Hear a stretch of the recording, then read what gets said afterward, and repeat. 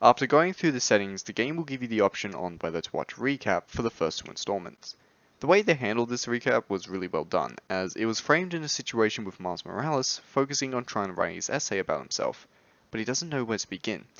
Peter Parker tries to give him an idea on what to say, which was by recapping the first game.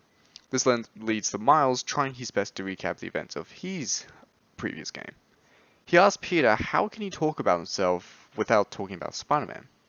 It doesn't seem like much at the start, but the essay from the recap is actually what Miles tries to work on over the majority of the game. It's a nice and clever way of handling the whole recap other than just doing the usual route that most other games do. We reach the start screen with Harry Osborn staring at the tank that has appeared in every single post-credit scene from the past 5 years. Norman Osborn, his father, appears and tries to comfort Harry before transferring black tendrils to him. This acts as foreshadowing for later in the game and also reminds the player that Harry will be a central character for the story. Opening to Brooklyn Vision's Academy with Miles Morales attending class, with Peter Parker arriving late for his first day as a physics teacher. I always believed that it would be fitting for Peter to be a teacher after spending some time at the Daily Bugle. It's one of those things where it just felt right, especially this version of him. Suddenly, Flint Marko, aka the Sandman, starts attacking New York City, which leads to both Peter and Miles having to leave school, suit up, and save the day. Marco, why today? I'm so getting fired.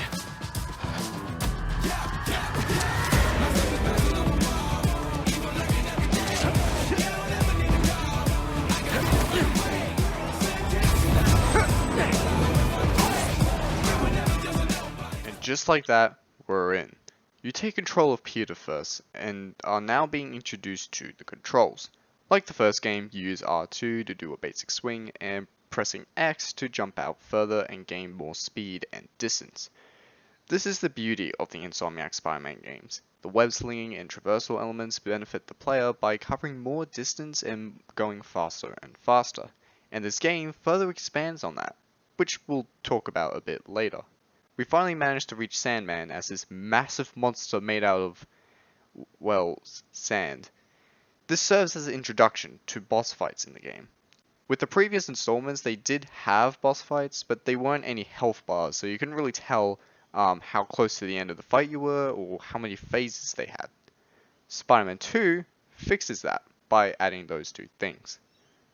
The only issue with this particular boss fight is that Sandman isn't actually a proper fight like the other bosses later in the game. He's not a great first boss fight mechanically, but this fight shows off the insane scale that the PS5 is able to handle. He will regularly throw you into a building and summon small sand enemies for you to fight.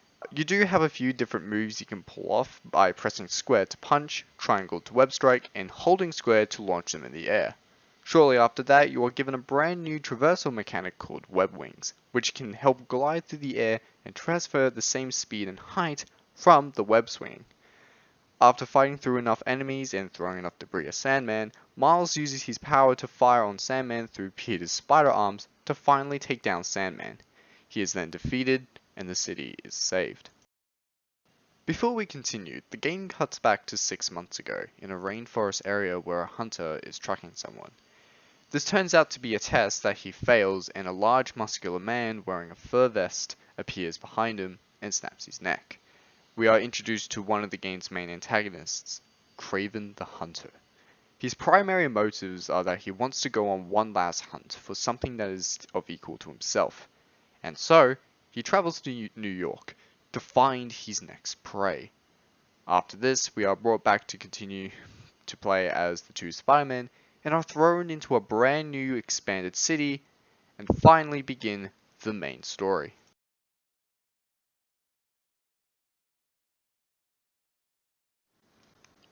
At its core, Spider-Man 2 is a story-driven game through and through. At the end of the day, that's all that really matters. The story of this game is quite amazing, however, Insomniac doesn't achieve in telling the best Spider-Man story. They achieve in crafting the most interesting. What makes Spider-Man 2's story interesting is the core theme that they decided to explore: second chances. The only other Spider-Man story that I can think of that tries to delve into this idea was Spider-Man No Way Home.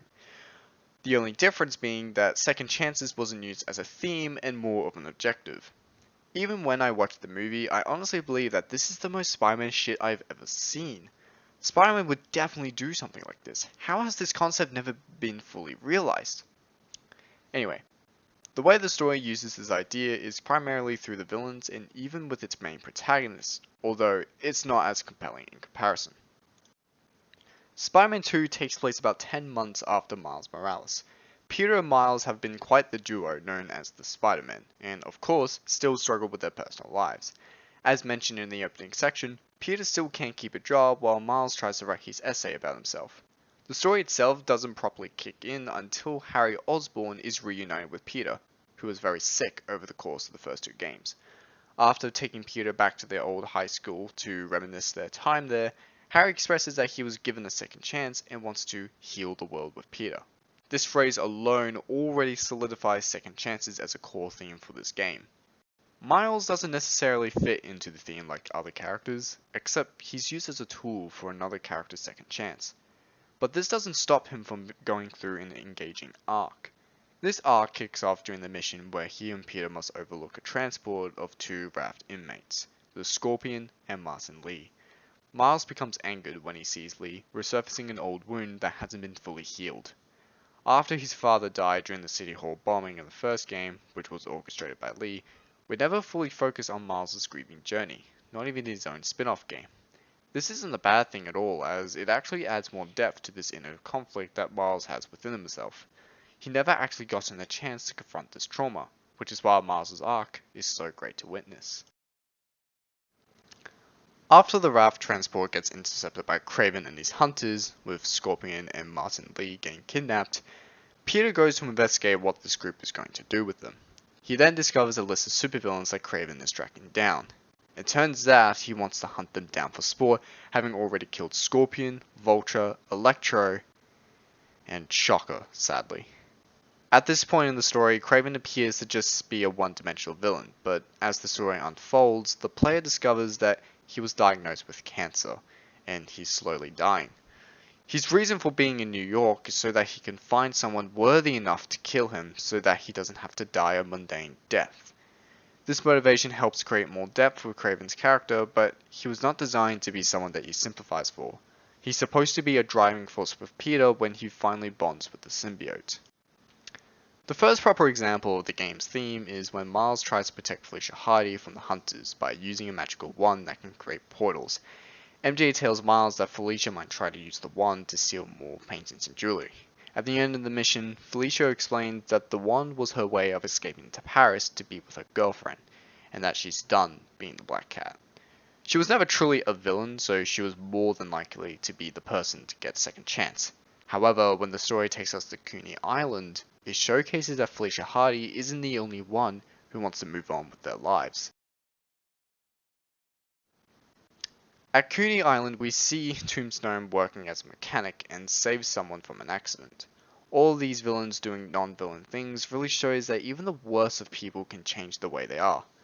Although there is one character who doesn't get to have that chance for very long, Dr. Kirk Connors, aka the Lizard.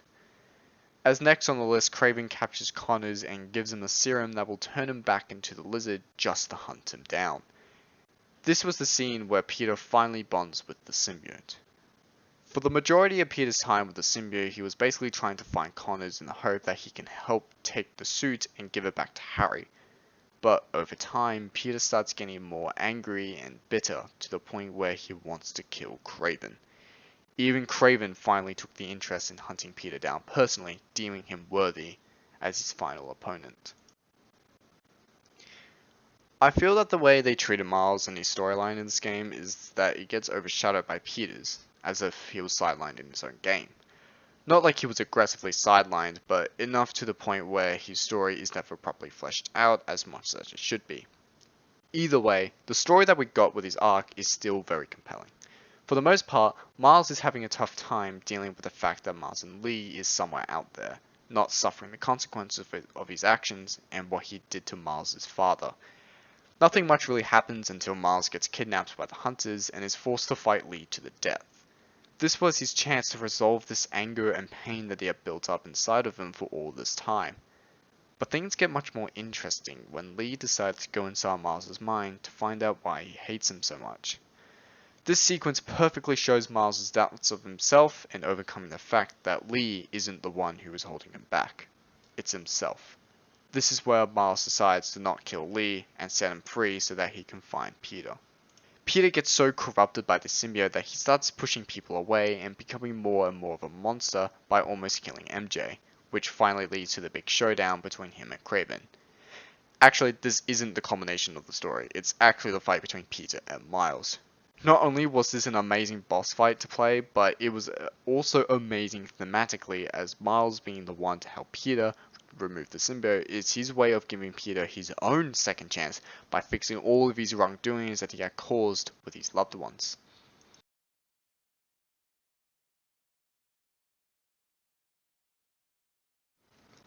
The climax of the game kicks off at Oscorp Tower when Peter is trying to meet with Dr. Connors to destroy the symbiote.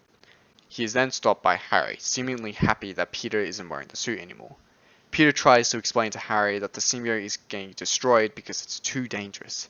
He gets mad at Peter and breaks the canister holding the symbiote before it bonds to Harry, turning him into Venom.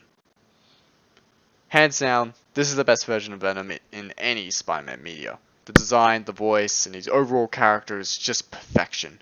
What makes the scene even better is that the game makes you play as Venom. After escaping Oscorp, Venom is surrounded by a large group of hunters, which he attacks. Kraven finally arrives and initiates a boss fight. The end results in Kraven thanking Venom before the latter finally gives him the death that he long awaited for. This is where the rest of the story gets a bit messy, and I find it funny that it starts getting messy the moment Kraven dies. The entirety of the third act is centered around Venom healing the world by infecting all of New York with symbiotes. Since the game established that symbiotes can basically heal any sickness and are immune to fire, this would make people much stronger, like giving sick people a second chance. You can also look at it as Venom getting his second chance at taking over the world when he failed to corrupt Peter. When we finally hit the final mission, Peter, Miles, and MJ form a plan to distract Venom so that they can destroy this meteorite to end the invasion. Oh wait, I forgot to talk about the meteorite. It's not that important, it's just a MacGuffin so it serves no purpose other than as an objective. After an incredibly long multi-phase boss fight with Venom where he grows some wings, the meteorite gets destroyed and kills Venom and stops the symbiote invasion. Harry gets put into a coma and his father, Norman Osborn, is quite pissed about it and rings a guy asking to inject the G serum.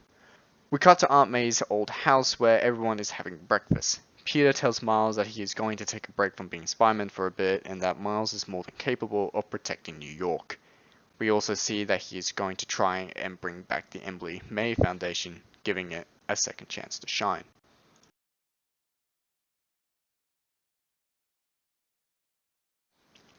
Spider-Man as a character will forever have a special place in my heart.